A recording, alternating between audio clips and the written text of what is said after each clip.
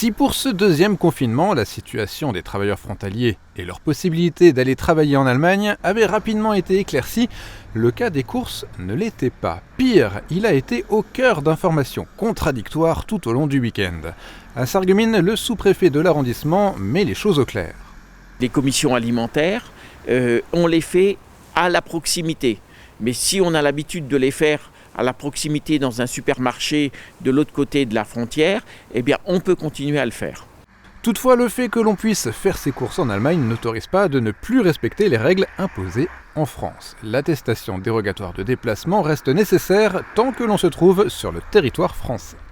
La personne qui sort de son domicile doit avoir son attestation de déplacement qu'elle remplit elle-même pour justifier le motif de son déplacement. Parce que nous sommes en France et donc il y a la réglementation française qui s'applique.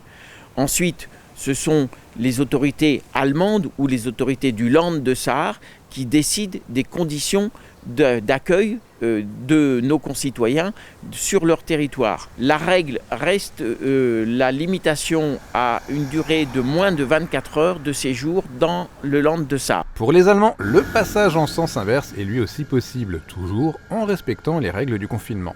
Il leur faut savoir que dès qu'ils mettent le pied sur le territoire français, ils doivent avoir l'attestation de déplacement pour pouvoir justifier en cas de contrôle leur présence sur notre territoire.